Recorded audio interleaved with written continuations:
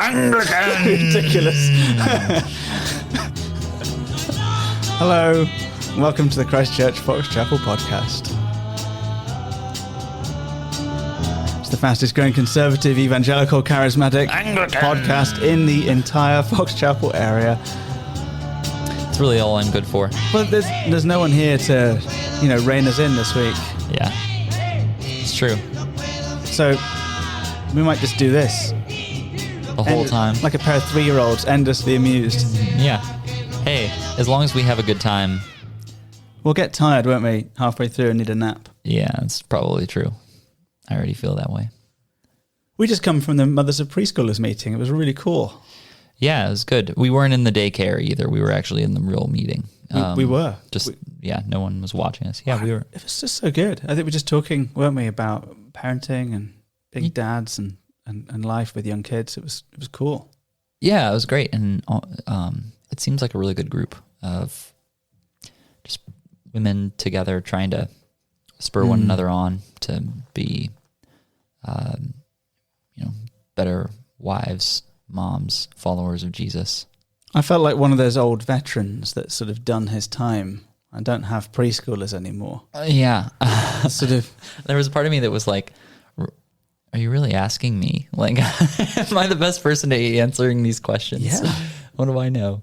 But it was great. It was fun to be there and do that. So Yeah, it was really good. And we're now back in Joel and looking at Joel chapter 2. And we really have turned the corner in Joel in terms of the emotion and the expectancy of what God's going to do for them to restore them and kind of purge the land of this curse and rebuild and renew. I feel like it's like a breath of fresh air after all this doom and gloom and sadness and all that stuff. You're like, oh, okay, thankfully. Finally, I get to preach something happy. And you gave me the passage to preach. I know. I think I've guilted you publicly, and then you feel bad. So you've been given. I've noticed you've been doing that lately. You've given me like the choice passages. Thank you. The past couple series. I think it's a national disposition that the American is inherently more optimistic than the Brit. So don't think too highly of this thing. Maybe I'm more comfortable with the dour kind of gloom. Yeah. Or maybe you're like, whoever preaches this is going to screw it up. So you're like, I'll give it to Ben. Well, I've never thought that about you. Oh, thanks. But here we are. We've got Joel, and we should read a little bit of it at least. We're actually going to cover the latter part of this passage again in the following week. So maybe just for today, we'll read down to the end of 25, which has a slight overlap with next week. Yeah. How about that? That sounds great. Cool. All right. You want to read it? I did it last week. All right. I'll tell you what, I'll do a bit and then you take over. All right, cool. All right. Then the Lord became jealous for his land and had pity on his people. The Lord answered and said to his people, behold, I am sending to you grain, wine, and oil, and you will be satisfied. And I will no more make you a reproach among the nations. I will remove the northerner far from you and drive him into a parched and desolate land, his vanguard into the eastern sea, and his rear guard into the western sea. The stench and foul smell of him will rise, for he has done great things. Fear not, O land. Be glad and rejoice, for the Lord has done great things. Fear not, you beasts of the field, for the pastures of the wilderness are green. The tree bears its fruit, the fig tree and vine give their full yield. Be glad, O children of Zion, and rejoice in the Lord your God. For he has given the early rain for your vindication. He has poured down for you abundant rain, the early and the latter rain, as before. The threshing floors shall be full of grain. The vats shall overflow with wine and oil. I will restore to you the years that the swarming locust has eaten, the hopper, the destroyer, and the cutter, my great army which I sent among you. The word of the Lord. Thanks be to God. Thanks be to God. So I'm having a Mandela effect with this verse. The Mandela effect was this thing, Mandela was in jail and all these people swear that he died in jail with them. But then, of course, he was released and went on to become president. Oh, is that what that is? Yeah. People swore that he died. They were convinced, completely convinced. They'd seen him die in jail, and he hadn't. But the sort of intensity of who he was as a person and this kind of story about what had happened to him was so convincingly strong that people had a fake memory of this thing. They swore that it had happened, and it hadn't. And I'm having this Mandela effect about that verse 25. So I'm convinced that Corrie Passavant led an Ignatian reflection on it. And I can hear her saying it. And she completely denies ever having done it. So I can tell you why you have that. Why? Because they did this passage at clergy retreat 2 years ago. Oh. No, 3 years ago. It was Andrea Millard. It was Andrea Millard. It happened. It did happen. Oh, but I'm so relieved. That is the Mandela effect, is that like you can get the details mixed up sometimes. Like people think the Bernstein Bears, right? Barons, you spell it I-E-N. Yeah, you think. Stein. But actually it's Bernstein. Stain. A-I-N. Yeah. That's Anyways, right. I think that's the Mandela There were effect. loads of these. No, it is the Mandela effect. Yeah. Well, God, I feel so relieved. This has been really annoying me for weeks. And I've gone around asking people, ask Kathy Mounts, did you do it? I've gone around asking people. Yeah, no, I was there. It was a good session too. So just to talk about that, I know we've done a little bit of this actually. We did that on an earlier podcast with Corrie and Catherine and Becky Lowe, I think. And it was really cool. Just it's a way of reading scripture over and over again, slowly, and immersing yourself within the imagery of the passage. Yeah. And it's a wonderful thing to do. And this passage does lend itself really well to it because it's so vivid. It's a very vivid passage. Yeah. I used to think, the first time I reflected through that though, this is a prop for doing Bible study in a kind of academic way sometimes. So I thought that I was like, when I read through it, I will restore to you the years that the swarming locust has eaten, the hopper, the destroyer, and the cutter. I was like, why are they going into so much detail about what the locust is like? Yeah. But now that we've preached through half of Joel, I realize you go back to chapter 1, verse 4, what the cutting locust left, the swarming locust ate. Yeah. What the swarming locust left, the hopping locust ate. And what the hopping locust left, the destroying locust ate. And then he says, I'll restore to you what the swarming locust, the hopper, the destroyer, and the cutter. Yeah. Every kind of locust. It's like, just as there was total devastation, there is total restoration. That's really helpful. So that, I guess if you're hearing those things, those words, those same phrases in the same order, it's sort of firing off an echo. Alex Banfield Hicks from Ascension was saying last night, when you walk into a room, right, and you've got red flowers in a vase and red pillows on the sofa and a red painting on the wall, your eye joins the links between the reds and just sort of makes a link between them all. Well, actually, verbally, orally and hourally, we do the same thing. When you hear little phrase repeated, it puts you into a mind of, oh, I've heard that before. Very much like the comments we've made about theme tunes and sounds and echoing through. And here we go again. Okay, I remember that now. You're right. The total destruction is now mirrored by total restoration. Yeah. That's wonderful. It's one of those subtle things that you don't notice at first in reading the scriptures. No, you wouldn't. You have to read it a few times. Yeah, but literature works that way. So and just also to say that they become experts in the habits of locusts in the same way that we became experts about viruses and how they're transmitted and what they look like and all the rest of it. Yeah. We became lay experts. And a real expert like Don Middleton, who's actually a virologist, amongst other things, would say really, really kindly, actually, Alex, you're not an expert. But what we mean is that we certainly know a lot more about this. And our language has changed as a result of trauma. Mm-hmm. Like if you talk through, I have a friend who's has like genetic propensity toward getting cancer, and they know all about every kind of like possible thing and all the medical details. They're experts, and it's that it's just life forces that upon you sometimes. Isn't it interesting that, we've talked a little bit about cascading crises. So we said, it begins in the fields and the kind of harvest is ruined. Yeah. But there's these folks who are like, well, I'm still going to go to temple. And then we find that actually you can't work in the temple because there's no oil, there's no grain, which it would make a showbread, there's no wood to burn, there's no animals to sacrifice. So, the temple worship, Old Covenant worship system is essentially paused by the crisis. And then, the feasting is ceases because you can't drink and eat. And then actually your sustenance ceases. And then your personal private reserves on your own shelf in your own kitchen are invaded also.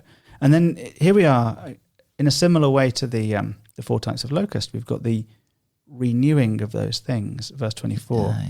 Yeah. So the threshing floors shall be full of grain, and the vats shall overflow with wine and oil. Yeah, that's really messy. Oil overflowing. An abundance, yeah. There's too much. Yeah, so much fecundity in the land. Ooh, now that's really helpful, right? So because that places this in the context of Baal worship, and the gods, the fertility gods of the rival tribes in the region, they would have elaborate rituals to promote, the fecundity of the land, fertility of the land. Yeah, you're right. But ultimately, it's because it comes about because the Lord, verse 18, became jealous for his land and had pity on his people. Yeah, jealous and pity. Yeah, I need to dig into the... His as well, right? Yeah, it belongs to him. His land, his people. Lord answered and says to his people, I will, and second half of verse 18, I'm gonna send you grain, wine, and oil, and you'll be satisfied, and I will no more make you a reproach among the nations. So God's blessing of his people sends a message to the nations about who the real sheriff in town is. I think that there's some of that too. Oh yeah, definitely. As we said last week, they will notice. So that the reproach among the nations, no more are you going to be a meme for kind of loss. It's almost like they've become a tragic meme in the ancient Near East. Yeah. And, associating Israelites with failure and associating Yahweh with failure. A tragic meme, yeah. Just an embarrassment. Yeah. The fail blog. Yeah, for sure. Yeah. And so I will remove the northerner far from you and drive him into a parched and desolate land. It's talking about the locust, right? Well, so I think he is, but the commentators say that, of course, there's another big ancient Near Eastern event that we ought to be aware of, and that is the exile. Mm-hmm. And so at some point in this story, in the story of the covenant people of God, I don't have the date in front of me, but say 600 BC, they go into exile. Well, before that, Israel divides. So the United Kingdom of Israel and Judah, the 12 tribes, splits, right? Yeah. And Israel in the north, which is most of the tribes, Judah in the south, a little bit smaller, they divide. They get their own rival kings. They kind of go their own way. They unite a little bit occasionally, but mostly they kind of go their own way. Yep. And then divided, they get picked off. Assyria comes and gets them in 722. Oh, okay. Thank you very much. Yeah. BC. So Assyria picks off Israel in the north. And in the south, later... 586. You get... Judah taken into Babylon, which is the Daniel stuff, for example. And this comes sometime. It's ambiguous. When is Joel? So again, we don't really know. It could be before that or after it. It wasn't probably during that. Yeah. So what? There's no reference to a king, I don't think, in Joel, which would suggest perhaps there's no king, which would suggest perhaps this is an event after the exile and return. So they've been exiled in Babylon, we're talking about the Judah one, and they've returned to Jerusalem, the holy city, and it's wrecked, and they've rebuilt it to some extent, and there's no king anymore. So maybe it's set afterwards. The reference to northerner is kind of interesting because that maybe make you think of Assyria, not Babylon. And it's really not clear to me from this. I'm kind of surprised if it is post-exile that we don't have more exile language references to it. Yeah. If it's pre-exile, I'm kind of surprised we don't find out what the king's doing. And it's just a little bit unclear to me which one it is. Yeah. I don't know if you've I don't think it's clear to really anyone. I think I've gotten the sense that the majority view is that it comes post-exile. Yeah, I think that is the majority view, and there's a couple of bits that militate against that, perhaps. And this would be one. Why the northerner and not the easterner? But just based upon the geography of where Iraq is versus Iran. Yeah, this is an interesting question to dig into. And the way that you'd go about this, I think, would be looking at similarities in language with the other minor prophets like Amos, which you have a lot of overlap of that kind of stuff. So it gets easier to date it by referencing it, cross-referencing it with other prophets that are easier to date. Yeah, right. The problem is that not all of those are easy to date either. No, but you can look at the style, the things that are mentioned, the historical situation, and kind of venture our best guesses. But there's something about Joel that is sort of timeless. Right. Ultimately, it isn't like a question of the greatest consequence, whether this happened before or after Israel went into exile. I think this is possibly why I didn't really dig into it too much, because it was one of those so what things, and scholarship in the kind of 70s did this a lot. A lot of kind of theological dead ends. We really, really want to know, who was Joel? What color trousers did he wear? This kind of thing. Mm-hmm. Fantastic. Let's say we find out. So what? And so some of that stuff I find disinteresting.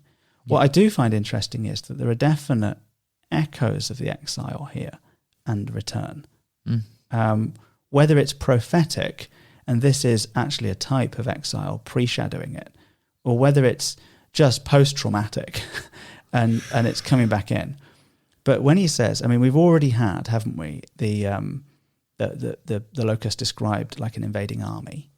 Mm-hmm. We took the view that was a sort of Egypt theme. Yes. But here, it is possibly an Assyria-Babylon theme. I'll remove the northerner far from you, drive him into a parched and desolate land, his vanguard into the eastern sea, his rearguard into the western sea.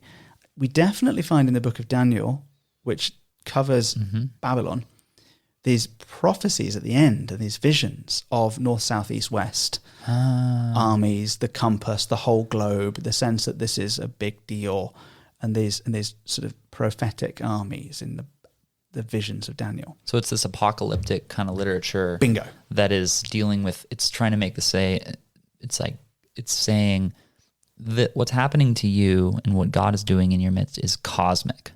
Right. It's not just like some sort of little parochial thing. Like, this is a cosmic issue. So now we're really into the thick of it, and I agree completely. This is actually not only a discussion of the thing that's happening then and there, right?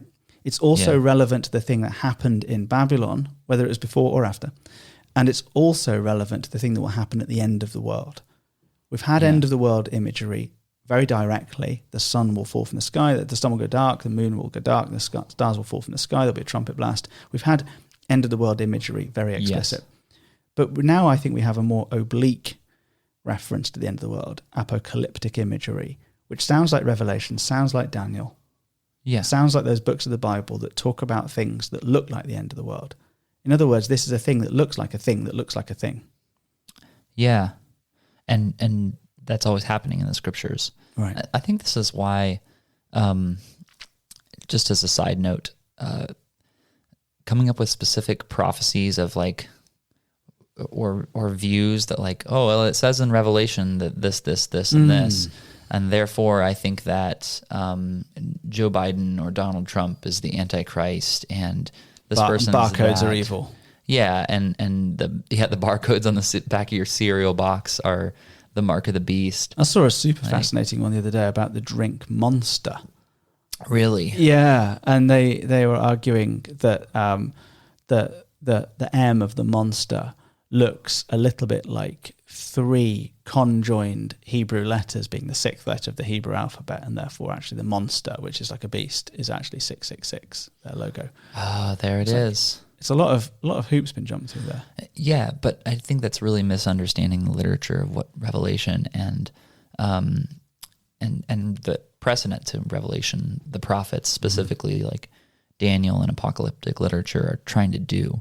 They're not trying to give you like, here's a checklist of all the criteria that you can know that the end of the world is here by this. Mm-hmm. It doesn't work that way. It's giving you, it's tied into the historical situation in which it was written, but it's also giving glimpses and images of what it will, almost what the feel is in the room, what the ambiance of that day of judgment will be. But there are very concrete assurances about the end of the world. Yes. So just as God brought calamity and restoration, or crisis and renewal, to this group of people in Joel, and by the way, also to that group of people in Babylon. Yeah. He will also do at the very end. And actually the thing that we've not talked about is Christ, for whom death and resurrection is the essence of the gospel. Yes, and that's the pattern that we see happening here in Joel. Right. Too. And then, it's interesting. So this is a little bit oblique. If this is a reference to an idea or a book that is itself a reference to a greater theme, then this is a thing that points to a thing that points to a thing. But we can see the thing. The thing is that God brought this crisis upon them. God is removing this crisis. Crisis and renewal go hand in hand. And this is going to keep happening, but it will be wrapped up one day.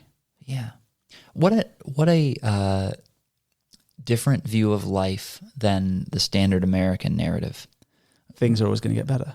We have this idea of, we have literally a progressive worldview. Whether you're a progressive or a conservative or whatever, most of us have a progressive worldview, which is that everything is getting better and that life, improvement to life comes through human ingenuity and hard work and by being the best and doing our best.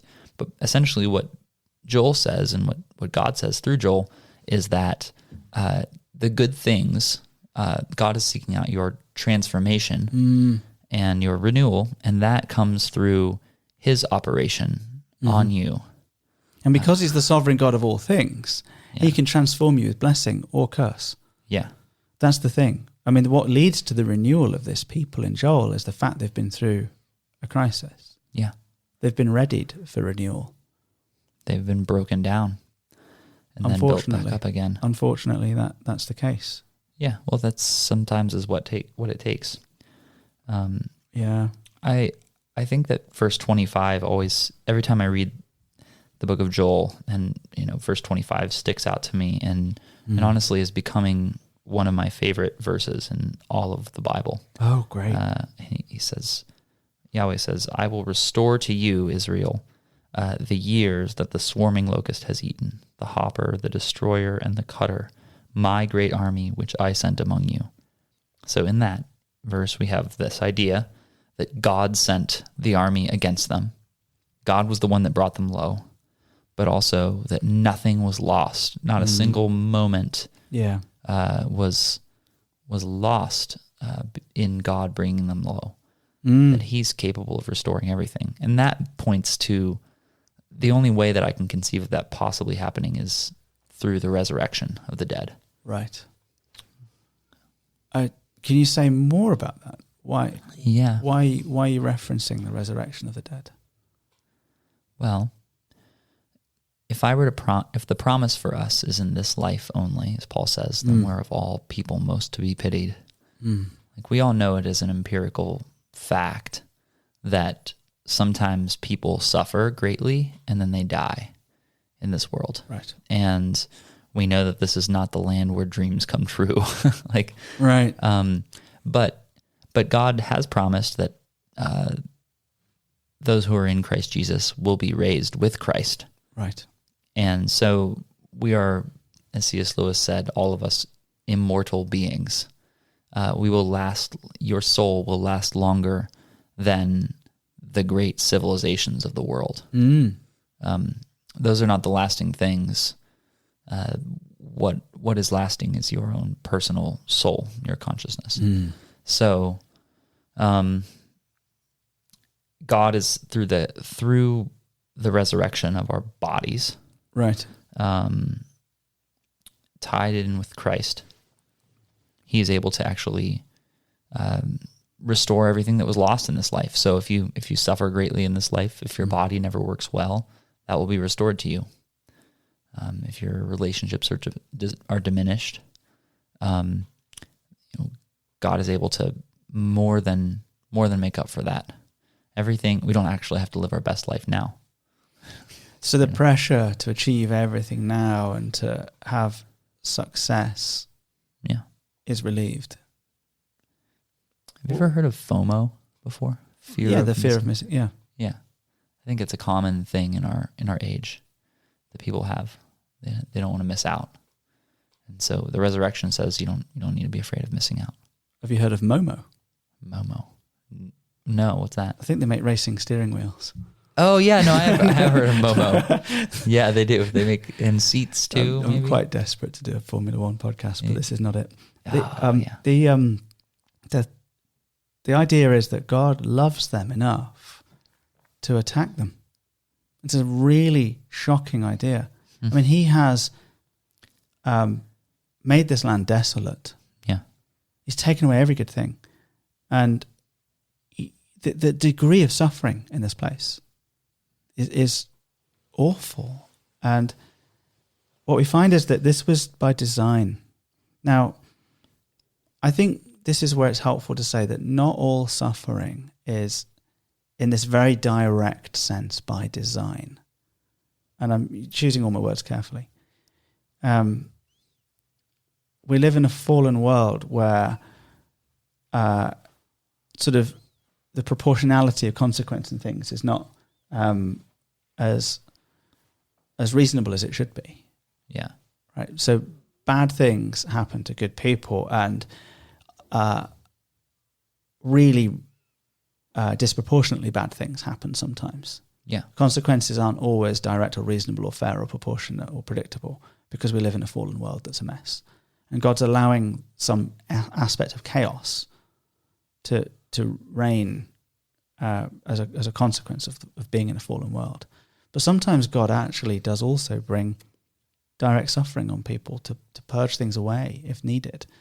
And, we were talking at the men's group about Christian giving the other night as an example. We're living, a lot of us, in disobedience in that area of our life. And someone was saying, if God is just fed up with us and doesn't love us, he'll just leave us to it. He'll just leave us to our kind of disordered giving. But if he loves us, he will maybe do something to us financially that hurts. And it's arguably more chilling when we get away with things than when it goes wrong. You never grow. You never become a better person when you get away with it. Yeah. You just bury it, and then and that's the end of the story. You actually become more, you grow in a certain way. You grow more malformed. More resistant, more stubborn, more seared and darkened in your understanding. Yeah. More self-justifying, more. Yeah.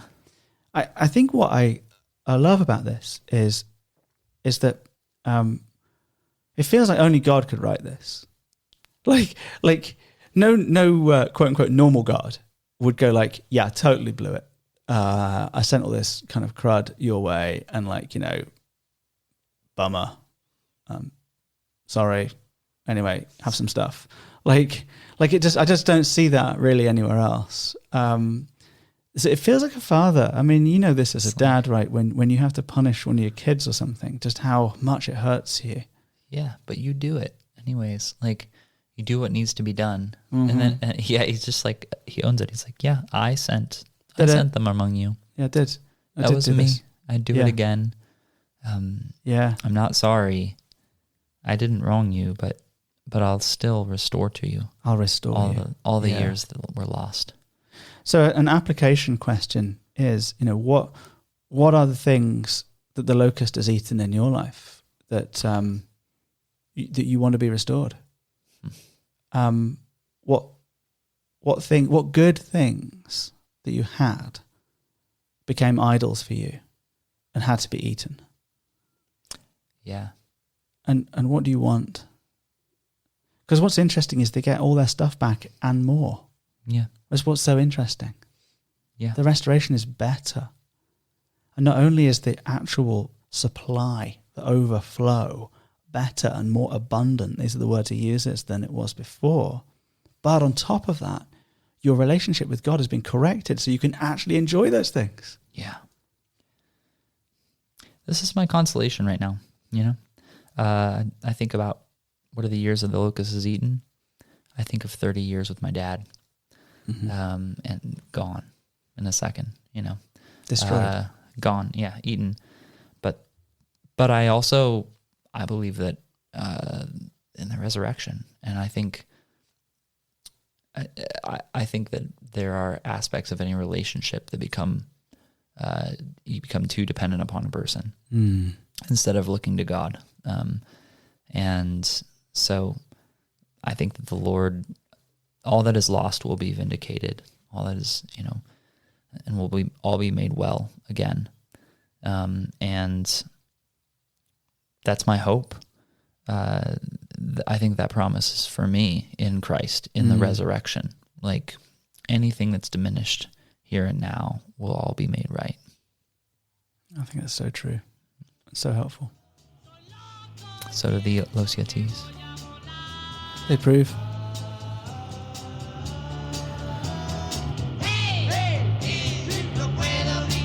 Well, this has been a podcast of Christ Church Fox Chapel. We are ever so grateful that you would listen. Thank you for doing that. And we will see you very soon. If you'd like to come and talk on this, just let us know. We love it when we have guests. Thanks for listening.